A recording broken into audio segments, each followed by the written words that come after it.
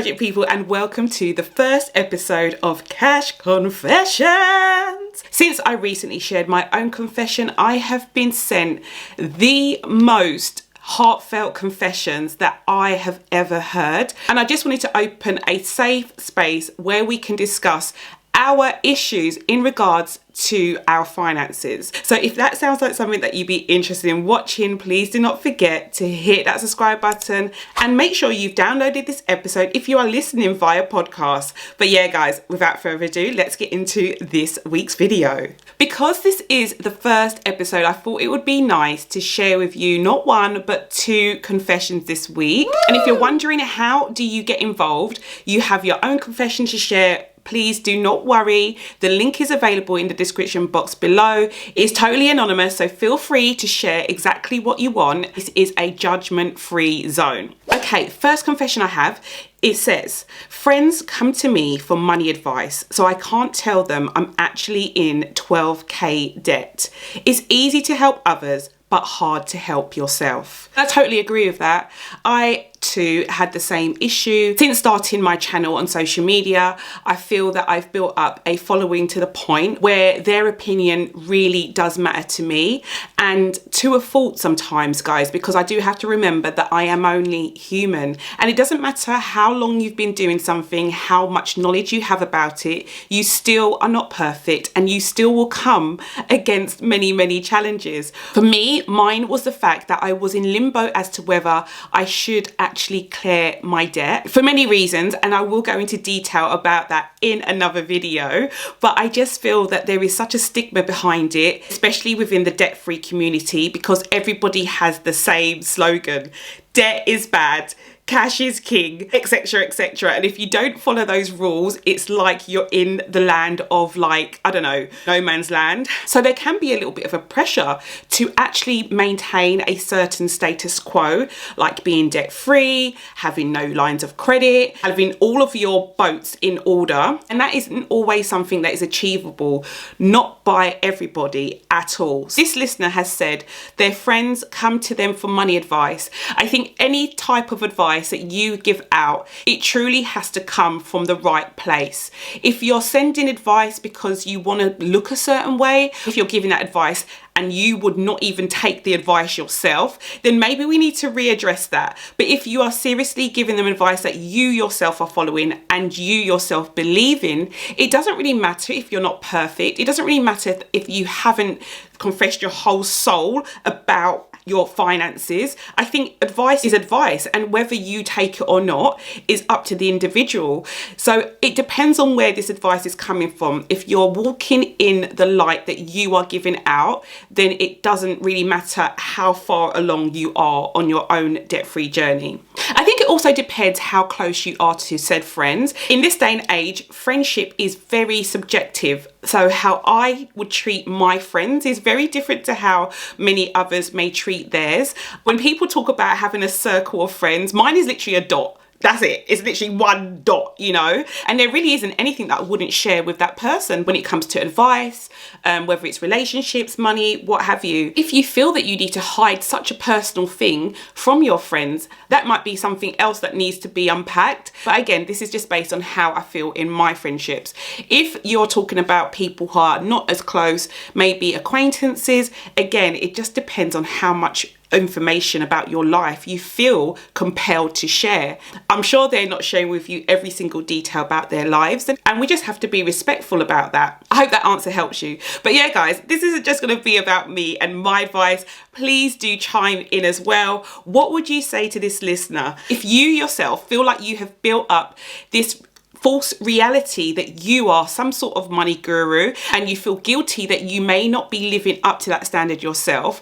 What could you do to change that? We're always told that honesty is always the best policy, but in some instances I really do believe we just put too much pressure on ourselves. As long as the advice that we're giving is coming from a good place and we are walking in that same advice, I really don't think you have to worry about all of the micro details. Yeah, let me know what you think. The next message that I received was another anonymous listener, and it goes, when I was 24, I got a 10k loan in order to move out due to ill health in 2017. I stopped paying it. interest now has it over 13k, and I just can't bring myself to speak about it or tackle it. I get a ball of anxiety in the pit of my stomach when I think about it. Oh my gosh. Well, I know exactly how that feels. If you don't know about my story, guys, do check it out. It is available on my podcast, but I too went through a really, really horrible season in my life, especially when it came to my finances. As many of you may know, I was homeless for over 18 months, living in one room with my children after the breakup of my marriage. And I didn't open one letter. Like, I didn't touch a letter, guys. And I'm not just talking about during that time period. I'm talking about the fact that after I left that temporary accommodation, I went into my first round of permanent accommodation and I still didn't open any bills. I still didn't address my finances. It was just crippling me to the point where I couldn't even face the reality of things. And the sad thing about it is that it doesn't ever leave you. All I did during that time period was distract myself by spending money and focusing my time and attention on really negative things. I actually developed a drink problem, and I actually developed a gambling addiction, which by the grace of God above, my mum was able to help me get out of. So you do need to be careful when it comes to hiding anything, guys, especially something that is weighing on your mind so heavily. It's not going to go away until you address it. And just so that you don't end up in a downward spiral and push that negative energy into something that it lead to being more damaging, I would really try to force myself to focus on the issue at hand. Many times we do this. We have one problem and procrastination pushes us to something else, and then we end up having another problem there. Then procrastination pushes us to something else, and the cycle continues, when really if we just solve the root of the problem, we would be in a lot better standing. So I truly believe that as much as it is hard, as much as it is something that you probably don't want to do, this is where you have to do like mind over matter and try to focus on your debt. The way that I started my debt-free journey was by going it alone. I didn't tell anyone about it. I didn't tell my family, friends, anyone. I just decided one day I'm going to have a look into what this whole budgeting thing is about. And when I did my research, I found someone who resonated with me at the time. It was Dave Ramsey, and his method of breaking down the debt into small, manageable chunks really did help me.